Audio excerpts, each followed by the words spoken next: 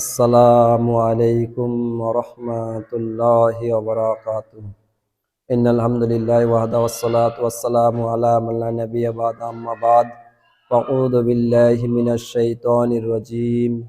বিসমিল্লাহির রহমানির রহিম। ইয়া আইয়ুহাল্লাযীনা আমানু কু আনফুসাকুম আহলিকুম নারা। সমস্ত তারিফ, সমস্ত প্রশংসা আল্লাহ তাআলার, যিনি আমাদেরকে কোরআন ও হাদিস শোনার ও বলার তৌফিক দান করেছেন। তাই আল্লাহর প্রশংসা করে আলহামদুলিল্লাহ। তারপরে পরে যিনি আমাদের শিক্ষাগুরু হযরত মুহাম্মদ মুস্তাফা সাল্লাল্লাহু আলাইহি সাল্লামের উপর অসংখ্য দরুদ ও সালাম বর্ষিত হোক। তাই আমরা সকলে বলি আল্লাহুম্মা আমিন। তাহলে আমি আপনাদের সামনে কোরআন থেকে একটি আয়াত তেলাওয়াত করেছি। সেই আয়াতকে সামনে রেখে আমার বিষয়বস্তু ইতি করবো। ওমা তৌফিক ইল্লা বিল্লাহ। এখানে আল্লাহ তাআলা ঈমানদারদেরকে বলেন, ইয়া আইয়ুহাল্লাযীনা আমানু, হে ঈমানদারগণ, কু আনফুসাকুম ওয়া আহলিকুম নারা, তোমরা নিজে বাঁচো জাহান্নামের আগুন থেকে এবং তোমাদের আহলে পরিবার পরিজনকে জাহান্নামের আগুন থেকে বাঁচাও। তাহলে এই আয়াতে আল্লাহ তাআলা ঈমানদারদেরকে ডাক দিয়ে বললেন কি তোমরা নিজে বাঁচো এবং তোমাদের আহলে পরিবার পরিজনকে জাহান্নামের আগুন থেকে বাঁচাও। কিন্তু আজকে যদি আমরা মুসলিম সমাজের ভিতরে দেখি, মুসলিম সোসাইটির ভিতরে দেখি, তাহলে কিন্তু আমরা নিজেও জাহান্নামের আগুন থেকে বাঁচি না এবং আমাদের আহলে পরিবার পরিজনকেও জাহান্নামের আগুন থেকে বাঁচাই না। কিন্তু জাহান্নাম কত ভয়াবহ জায়গা, যদি আমরা সে হাদিসের মাধ্যমে শুনি তাহলে আমাদের চোখ থেকে জল বের হয়, কিন্তু আমরা শোনার পরেও সেটাকে আমল করতে পারি না। আল্লাহ তাআলা আমাদেরকে ডাক দিয়ে বলেন, আল্লাহ তাআলা আমাদেরকে ডাক দিয়ে বলেছেন কি তোমরা নিজে বাঁচো এবং তোমাদের আহলি পরিবার পরিজনকে জাহান্নামের আগুন থেকে বাঁচাও। তাহলে আজকে যদি আমরা জাহান্নামের আগুন থেকে হয়তো নিজে বেঁচে যাই, নিজে বাঁচার চেষ্টা করি, কিন্তু আমাদের পরিবারকে বাঁচাবার চেষ্টা করি না। কিন্তু আমরা এতটুকুও ভাবি না, এতটুকুও ভাবার চেষ্টা করি না কি যদি আমরা নিজে জাহান্নামের আগুন থেকে বেঁচে যাওয়ার, যদি আমাদের আহলে পরিবারকে যদি জাহান্নামের আগুন থেকে বাঁচার কথাই না বলি, তো আমরা কিয়ামতের দিন ফেঁসে যাব।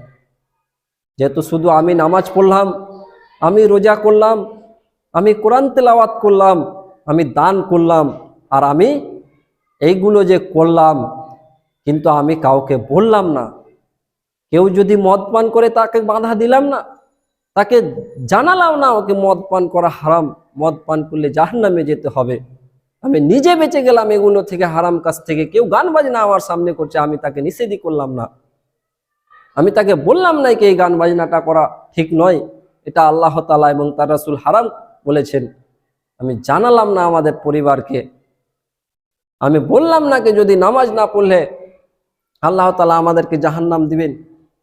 আমি নিজে শুধু করলাম কি আমি জাহান্নামের আগুন থেকে বেঁচে যাব। আমি গান বাজনা করব না, আমি হয়তো খেল তামাশা করব না, আমি জুয়া খেলবো না, আমি লটারি কাটবো না, আমি হয়তো আর কিছু করব না, কিন্তু আমি নিজে করলাম না, কিন্তু আমাদের আহলে পরিবারকে নিষেধ করলাম না। তাহলে আমি কি বাঁচবো? যেহেতু আল্লাহ তাআলা বলছে তোমরা নিজে বাঁচো এবং তোমাদের আহলে পরিবার পরিজনকে জাহান্নামের আগুন থেকে বাঁচাও। তাহলে যদি আমরা এই কাজটা করি, আমাদেরকে সেই দাওয়াতি কাজ করতে হবে, আমাদেরকে বলতে হবে মানুষদের সামনে জাহান্নাম খুব ভয়াবহ জায়গা, জাহান্নাম থেকে পরিত্রাণ পেতে হলে আল্লাহর কাজ করতে হবে, আল্লাহকে এক বলে বিশ্বাস করতে হবে, এই যে দাওয়াতি কাজ করতে হবে। আর প্রত্যেকটা ব্যক্তিকেই সেই দায়িত্ব সম্পর্কে আল্লাহ তাআলা কিয়ামতের দিন জিজ্ঞাসা করা হবে কি তোমরা তোমাদের দায়িত্বটা পালন করেছি কি করোনি, তখন আমরা ফেঁসে যাব। তো আমি বলবো নিজে জাহান্নাম থেকে বাঁচতে হবে এবং নিজের আহলে পরিবার, নিজের বন্ধু বান্ধবকে এবং নিজের পাড়া প্রতিবেশীকে সেই জাহান্নাম সম্পর্কে তাদেরকে জানিয়ে দিতে হবে এবং জান্নাত সম্পর্কে তাদেরকে জানিয়ে দিতে হবে। কোনটা কাজ করলে লাভ রয়েছে, কোনটা কাজ করলে ক্ষতি রয়েছে, সেইগুলো জানিয়ে দিতে হবে। যেহেতু আমি জানি, আমি যদি জানা সত্ত্বেও যদি না জানাই তাহলে কিয়ামতের দিন ফেঁসে যাব।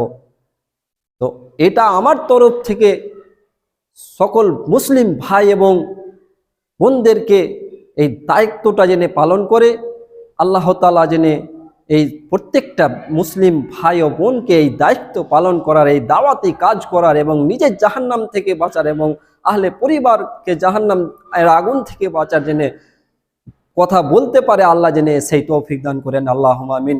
এই বলে আমার সংক্ষিপ্ত বক্তব্য শেষ করলাম। আসসালামু আলাইকুম ওয়া রাহমাতুল্লাহ।